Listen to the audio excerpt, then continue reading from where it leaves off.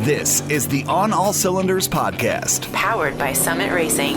Your host for today is Summit Racing's David Fuller with special guest Jason Yard from Malco Automotive Products. Here we go.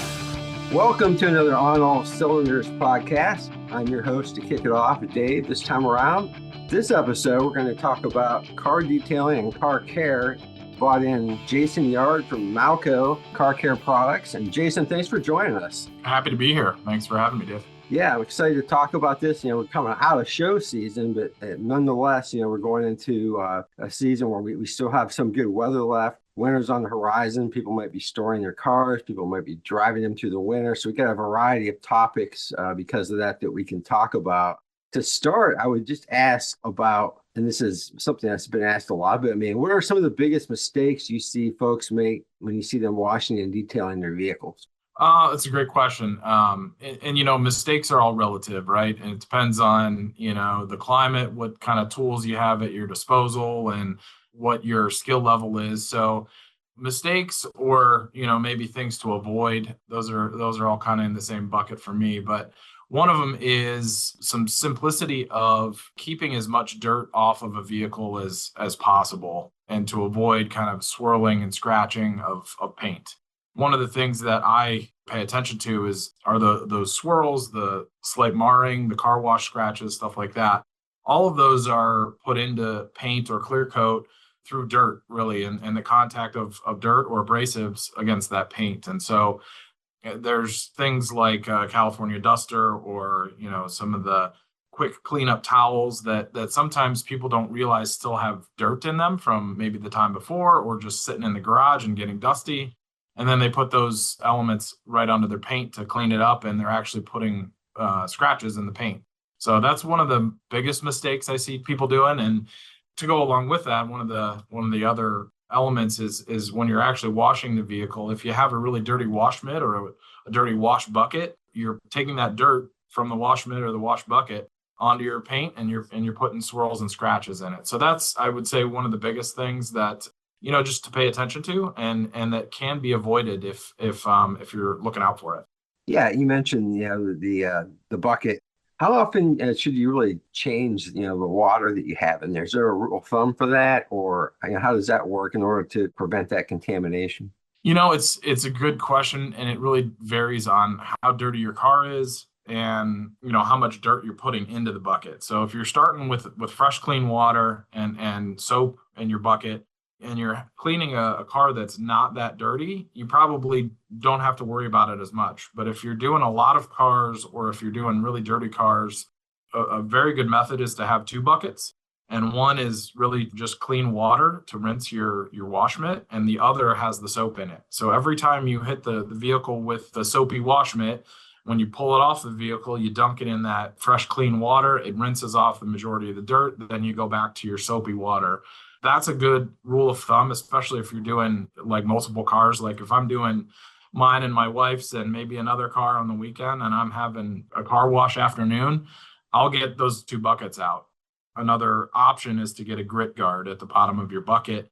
And that helps, just kind of remove some of that grit. And it, for the most part, it keeps it at the bottom of the bucket. So you're not scooping it back up and putting it back on the car.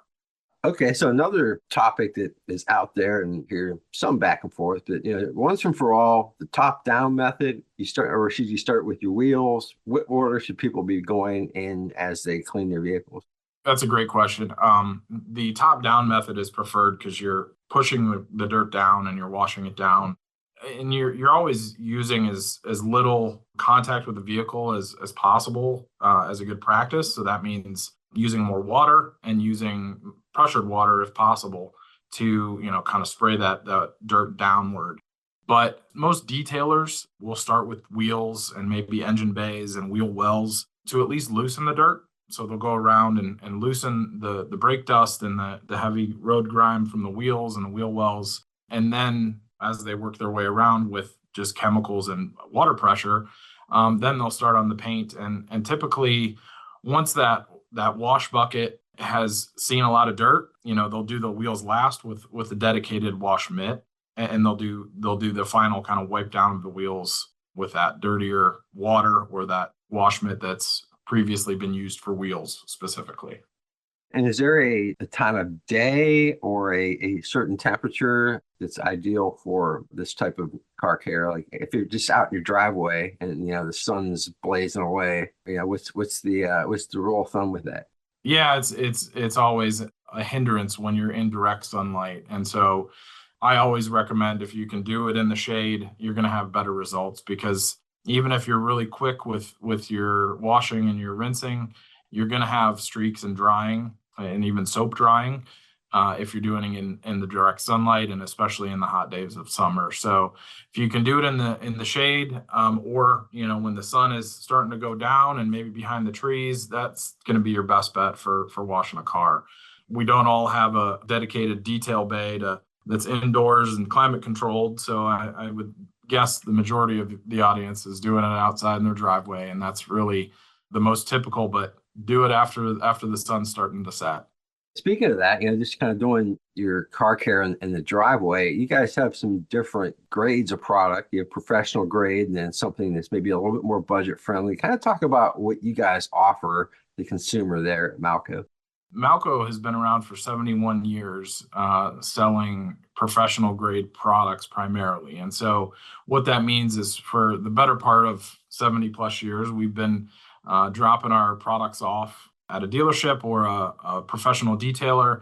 And a lot of our products are highly concentrated and designed for a professional everyday environment. And so it's really been in the last 5 or 6 years that we've brought to market more and more of the retail friendly, and I call them kind of general consumer or enthusiast friendly products that are already ready to use. You don't have to dilute them down. They're available in, spray bottles versus gallons or 5 gallons. But the biggest thing to note is with any of those products to make sure you're using the proper dilution if it is a dilutable product and you're not overusing the dilution ratio. Some people think that if 1 to 2 is good, then 1 to 1 must be better. And that's not always the case. So quite often with a number of our products, if you're not diluting it properly, you can have negative effects when you go to use the product on various surfaces. So something important that differentiates Malco Automotive from a lot of retail only brands is that we do have some of our professional grade formulas are a little more potent and need to be handled with, maybe a little different care.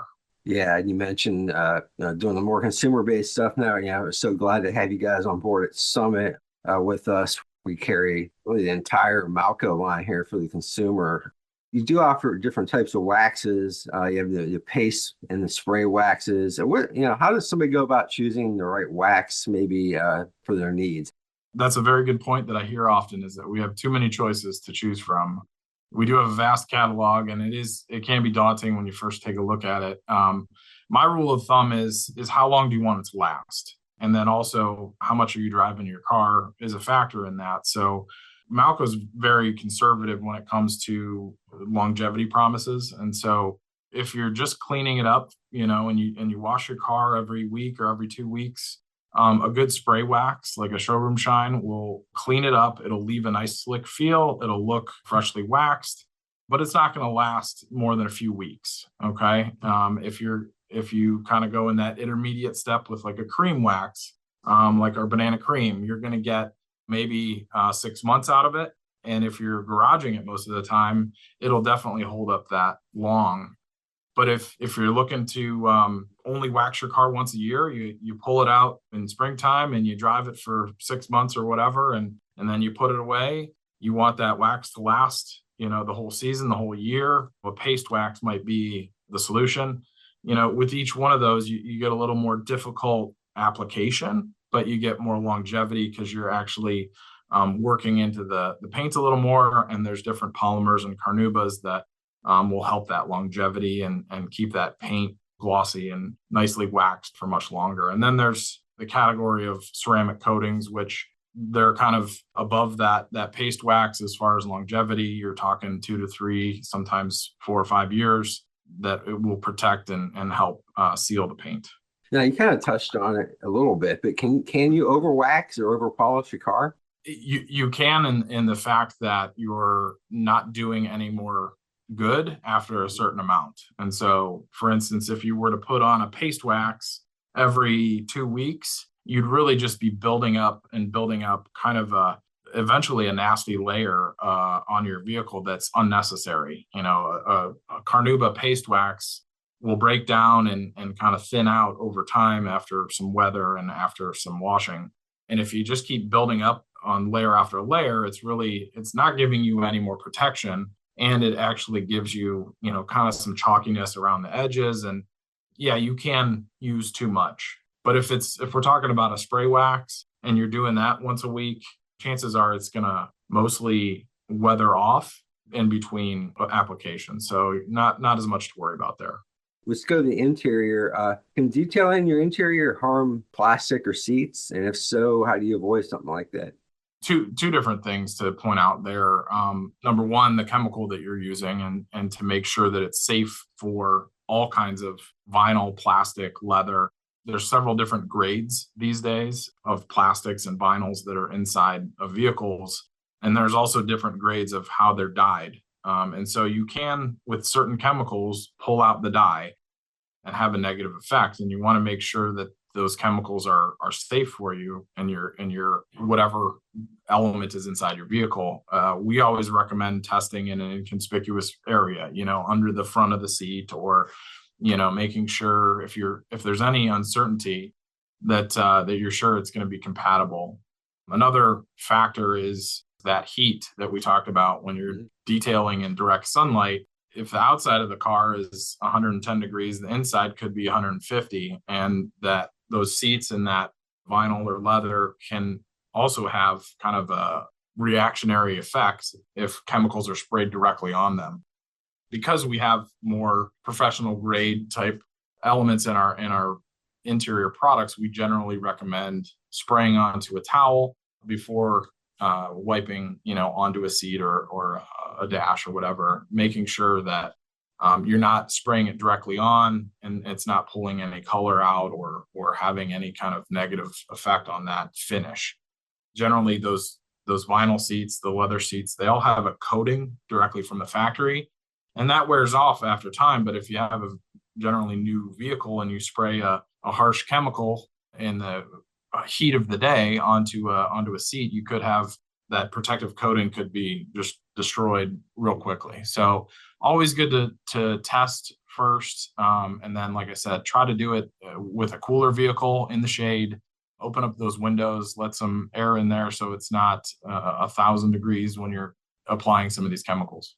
Let's talk about metals. Are there different polishes for those? Stainless versus chrome versus aluminum? What do you guys offer for that? Yeah, there's not only different compounds or polishes for different types of metals, but there's also different application techniques, whether it's double-aught stainless steel or wool, whether you're talking about a rotary type tool that you're going to use an abrasive and a rotary pad on, or whether you're doing it by hand with just kind of like a soft foam applicator. So there are different techniques, there's different products. Generally, any of the metal polishes are going to have a solvent type carrier, and they're going to have an abrasive in them to help kind of open up the pores of the metal. That also takes away some of the etching, and it takes away the water spotting and the dullness of whatever you're cleaning up. But yeah, there are specific ones. At Malco, we generally have one dedicated metal polish that does work with several different kinds of metal, but then we also have paint compounds that are compatible and actually work better on things like aluminum, and especially like raw aluminum that's not coated. So yeah, there's different tools for the job, and it really just depends on the surface, what you're cleaning up, and how you're doing it. Important to note too that beyond the chemicals, you guys also carry all the supplies too on your site, and you have helpful videos and things like that. So I was prepping for this, I kind of went over there and found some of the good content that you guys have. So I would encourage people to check that out as well.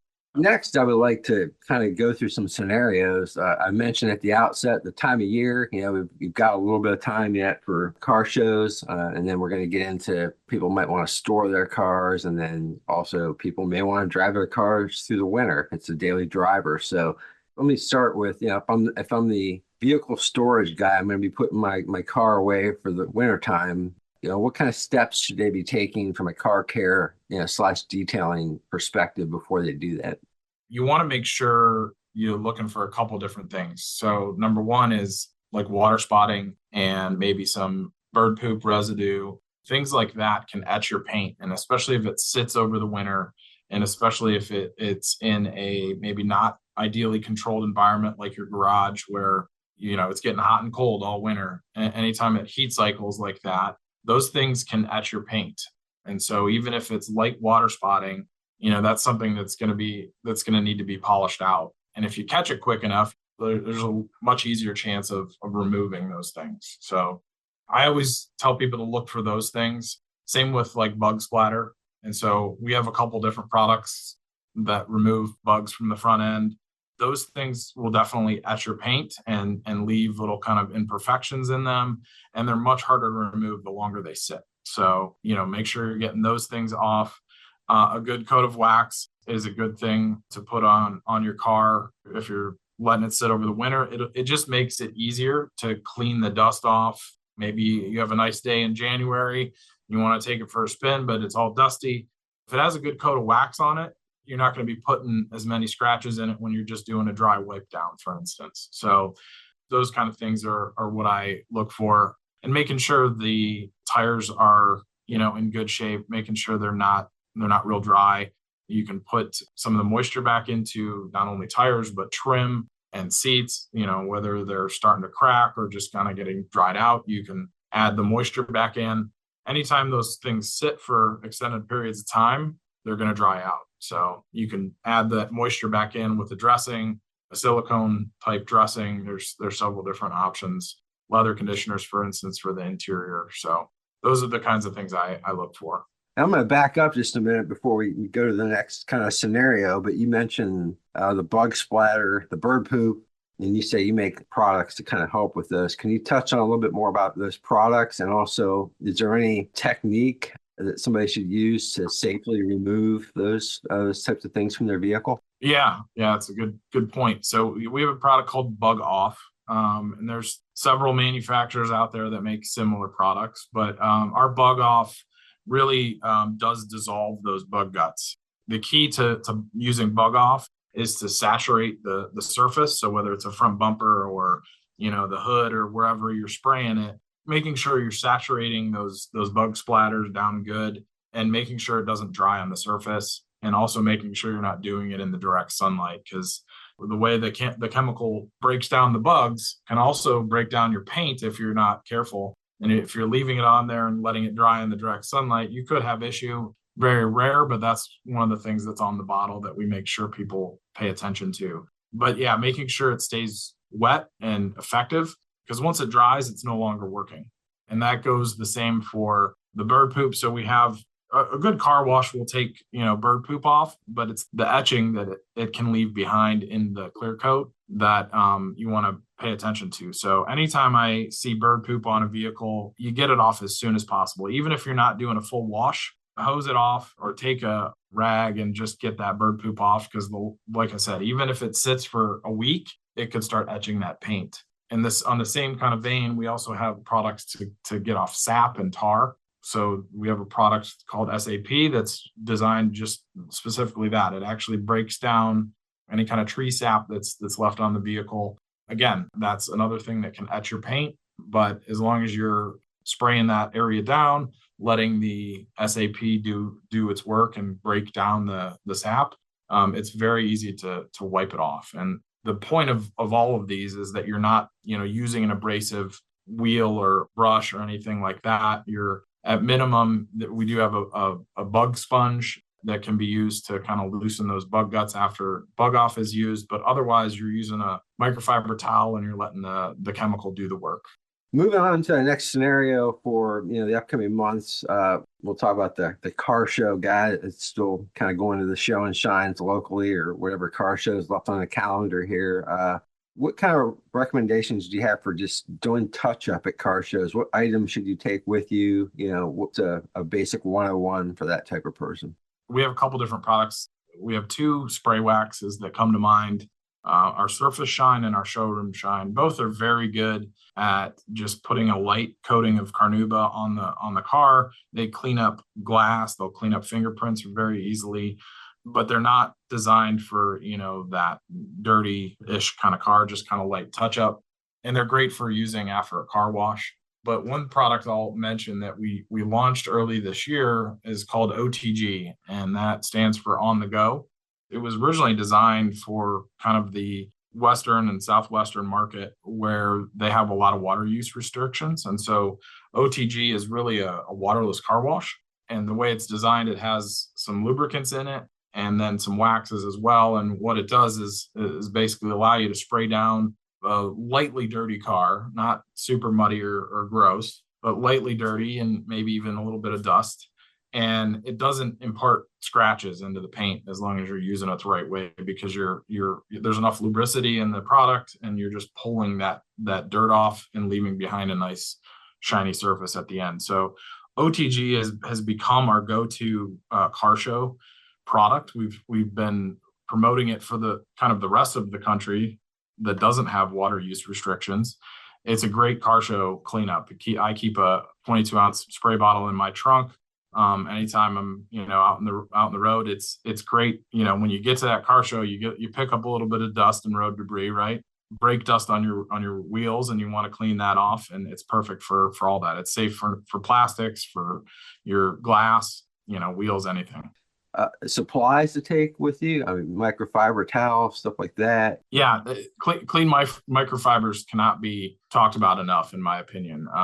That's one of the things that sets your car cleanup apart from scratching your vehicle a lot of the time, is having a clean microfiber towel that has a good amount of plushness and that isn't full of, some dust and, fibers and stuff like that. So having a clean, fresh one is paramount. And one of the things that we always recommend is keeping your microfibers as clean as possible by washing them.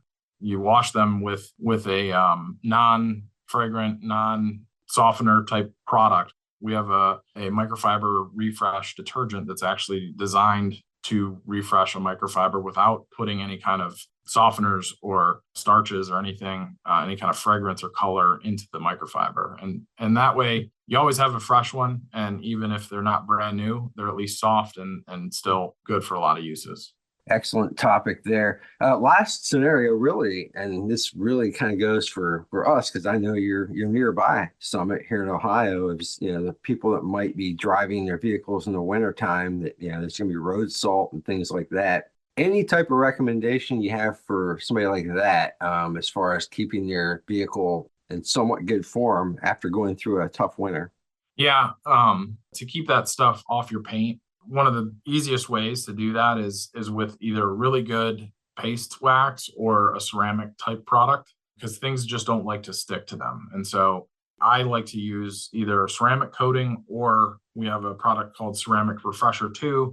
CR2 is what we call it. And that is a great standalone product for not only just shining up your vehicle and keeping kind of a thin layer of ceramic on there, but it actually prevents things from sticking to it very nicely. So makes it easier to clean in between washes when you do get that salt buildup, and it can be used, kind of all around the car.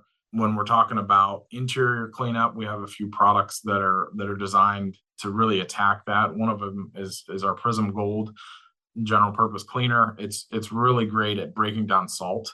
When you get it on your floor mats, on your carpet, on the interior, and I like to use it like on the wheel wells and stuff to just knock that salt out. It kind of dissolves it without harming anything. It's ideal to keep the salt off, but as you said, Ohio, we can't always avoid it. You want something that hopefully makes it easier to get off at the end of the day. One other topic I want to hit on, we can go a whole other direction with this one, and maybe we do. Maybe we have another episode, stay tuned. But getting into paint correction, that's something that almost have its own episode on that topic. But can paint color affect what cleaning products or techniques you use? It has some effect with generalities. So a white car is not going to show nearly as many swirls and scratches as a black car. Black, dark blue, dark red, any darker pigment is going to show those imperfections and amplify them a lot more. So yeah, a silver car, a white car, they tend to hide a lot of those swirls and scratches. And so are you using a different product? Perhaps you might get away with a polishing compound versus a medium duty or a heavy duty compound with a lighter colored car. There are different products designed for different types of paint as well. So for instance, a lot of our classic cars, and if it's got original paint, it most likely is single stage paint, right? Where the pigment is mixed in with a clear coat and it's all one layer. You're going to use a different type of compound for that versus a traditional pigment with clear over top of it. So clear over top of pigment is going to be treated a little differently. There are products that are designed more for black cars, and that's really just to get the fine detail scratches out a little more. So in other words, you have a finer grade polish for some of those dark colored cars. It's not really a completely different formula. It's just sort of addressing the need to remove a finer grade scratch. So I did touch on the paint correction, and so did you with the swirl marks and things like that. But just a basic 101, without getting into too much detail for this episode. But what is paint correction, and what are some of the basics of that? Yeah, it's come a long way in the last 20 years as far as technology and techniques. Paint correction for a long time was a rotary wheel that spins on one axis with a wool pad. And 25, 30 years ago, foam pads started coming into play with those tools and taking it kind of to that next level of correction. But essentially what you're doing is taking off the top layer of clear coat, or if it's a single stage, you're taking off that top layer and you're thinning out the paint to make a more uniform surface. And so there's a lot of different techniques these days, and there's a lot of different tools and compounds. So there's some that are specifically designed for a rotary tool. There's some that are designed specifically for an orbital tool and a dual action tool. So a dual action will rotate on multiple different axes, whereas a rotary is just one axis. And what that's allowed for in the industry, whether you're an expert detailer or just a weekend enthusiast, you have a lot more control and you have a lot less accidents that'll happen with a dual action orbital type buffer, because you're taking a lot of the guesswork out, and you're taking the potential for burning paint out of the equation, which for a long time that was the biggest fear, and that's why a lot of folks were sort of afraid to tackle a paint correction on their own. But it's come a long way. There's like I said, a myriad of different compounds, different pads, different tools that all allow for different types of paint correction. So one of the things that I recommend is always start with kind of the lightest paint correction and work your way up, because every time you're hitting that paint, whether it's a factory OEM finish or it's been a quality, restoration paint job, you're removing a layer of paint, and you don't always know how many layers there are or how thick that paint is. And so the more time you're buffing and you're doing that paint correction, the more layers you're removing, and eventually you'll be left with bare metal. So you start with a lighter correction and the lightest that you think you'll need, and you work your way up as you go. And how you do that is really doing a test spot. You start with an area of the hood or trunk or side panel, and just do a 2-foot square and figure out, is that enough correction? If not, you step up to the next level. Maybe it's a medium duty compound. And then if that's not taking out swirls and scratches and orange peel, then you step up to a heavy duty type compound and maybe a more aggressive pad that will do more deep cutting. So it's not daunting as long as you take that approach of less is more, and you kind of work your way backwards so that you get the best cut and correction without taking off too much clear coat. Getting up against it on the time here, but I did want to give you the last final word. Any other topics that you see out there that again, mistakes people are making, or just new products that you have coming out, or anything like that? there's, I think we covered definitely a number of different topics. One of the things that you mentioned at the beginning as well is just the resources available on our website. I will not disparage anybody else out there, but there is a lot of false information out on the internet. And so, YouTube is a great place to learn and educate yourself.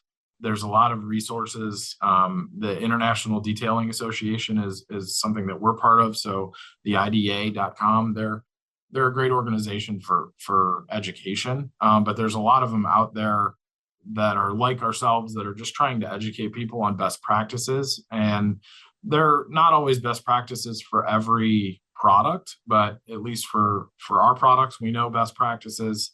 I guess that at the end of the day, take everything with a grain of salt and do your research before you just listen to one person on one topic.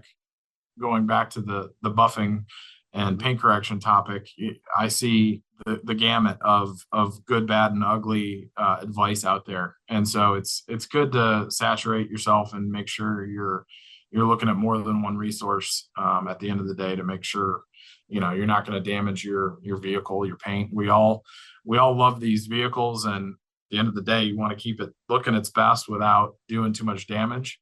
The biggest takeaway is that it's not scary as long as you take your time, you educate yourself, and you're using the right products for the right task.